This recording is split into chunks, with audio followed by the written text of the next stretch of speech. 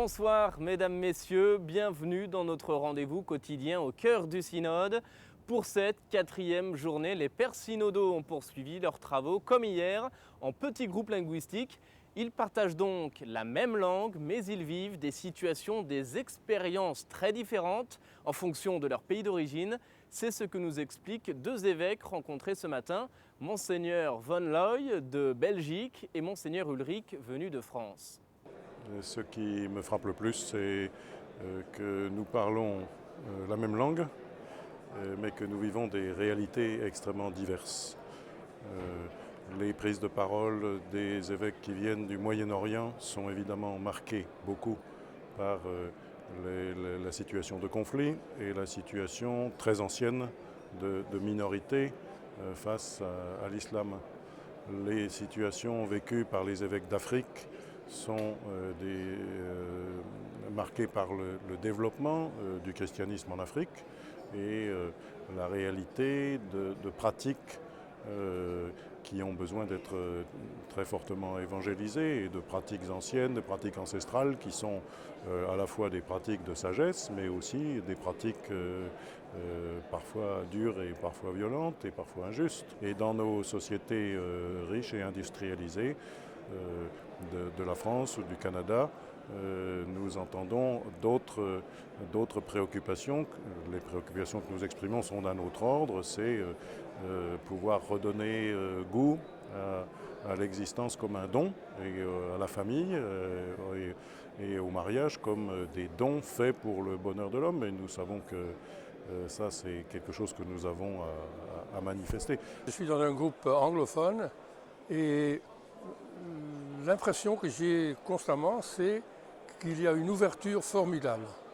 On est libre, on parle, on dit ce qu'on pense, on discute vraiment pas fortement, mais oui, on a des points de vue qui sont de temps en temps différents, parce qu'on a dans le groupe des gens qui viennent d'expériences différentes. On a de l'Afrique, on a de l'Asie, on a quelques-uns de l'Ukraine. Alors là, il y a certainement des visions différentes, mais quand même, résulte toujours une grande cohérence, une grande union de pensée, ce qui est très beau. Vous qui êtes évêque français, archevêque de Lille, quelle contribution spéciale, particulière voulez-vous apporter à ce synode ? Il y a des sujets, moi, qui me préoccupent, c'est permettre une préparation au mariage qui donne accès, pour les personnes qui se préparent au mariage, à une vraie vie dans la foi. Parce que pour beaucoup, ils ne savent pas situer leur engagement religieux tout de suite, en dehors du fait qu'ils disent « je veux me marier à l'église ». Et comment leur donne-t-on la chance d'entrer dans l'expérience chrétienne à travers leur demande de mariage ? Ça, c'est une préoccupation, je crois, assez forte. Il y a un certain nombre de gens qui vivent en concubinage ou dans une situation qui veulent pourtant s'acheminer vers le mariage. Quels sont les points sur lesquels on pourrait les faire cheminer en tenant compte du chemin qu'eux-mêmes font quand ils apprennent à découvrir que s'ils veulent vivre ensemble et se marier, c'est pas simplement pour son bonheur à soi, mais aussi pour le bonheur de l'autre. Ça, c'est déjà un grand changement. Quand ils découvrent la force du pardon qu'on doit se donner quand on s'est blessé mutuellement. Et ça, c'est aussi une deuxième étape extrêmement importante. Quand ils découvrent qu'un couple, ça peut s'engager dans la vie sociale, c'est une troisième étape extrêmement importante. Vous êtes intervenu il y a quelques jours dans l'Assemblée synodale. Qu'est-ce que vous avez voulu dire ? Bon, je suis intervenu 2 fois. Une fois sur la nécessité de l'accompagnement des enfants de familles en difficulté. C'est-à-dire une chose que je vois dans mon pays, une chose des migrants, maintenant des réfugiés, etc. La grande chose, et même des divorcés, la grande chose, c'est d'accompagner les enfants, prévoir qu'ils vont à l'école, et en même temps éduquer les parents afin qu'ils puissent apprendre la langue du lieu. Ça, c'est 2 choses que j'ai dit une fois. Et l'autre chose que j'ai parlé exactement des migrants et des réfugiés. C'est-à-dire, je trouve que l'Église a une grande force, c'est-à-dire le network qu'on a comme Église. Le synode, c'est un signe d'un grand network. Le network qu'on a, on peut arriver certainement à résoudre certaines certains problèmes mondiaux si on se met d'accord entre continents. Les attentes de l'extérieur vis-à-vis de ce synode sont énormes. Est-ce que l'Église va résoudre tous les problèmes dont on attend une solution? L'Église va résoudre certains problèmes, mais ça dépendra de l'Esprit Saint. Si on laisse l'Esprit Saint faire son travail, alors on trouvera des solutions valables. On ne va pas résoudre tout. Si tout est résolu, qu'est-ce qu'on fait? Non? Mais on va certainement trouver des pistes. Voilà, je trouve que c'est ça. On doit trouver des pistes sur lesquelles on se met ensemble.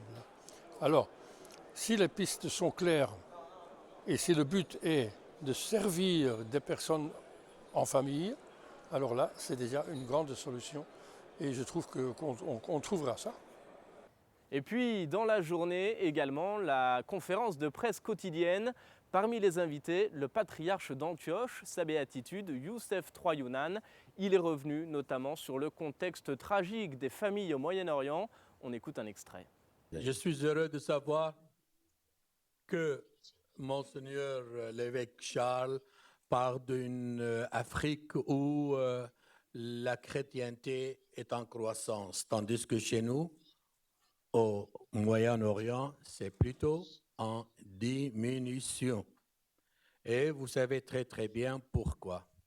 Nous sommes vraiment inquiets, même alarmés pour la situation de nos communautés chrétiennes au Proche et au Moyen-Orient, et surtout pour cette épreuve catastrophique pour nos familles qui sont déchirées, divisées et qui font de tout, font leur possible pour sortir de l'enfer, particulièrement celui de l'Irak et de la Syrie. Bien sûr, nous, comme évêques, prêtres, patriarches, nous sommes là pour les aider, leur inspirer confiance, mais nous sommes vraiment impuissants devant cette situation très tragique et nous déplorons surtout de ne pas pouvoir convaincre notre jeunesse, les jeunes générations, pour qu'elles restent enracinées dans leurs pays nataux, ancestraux, là où la chrétienté a eu naissance, comme vous le savez.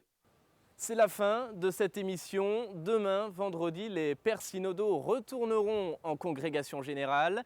Ils rapporteront le résumé de leurs travaux en petits groupes. Nous en parlerons dans cette émission. Je vous donne rendez-vous donc demain, même heure, même endroit. Très belle soirée à tous.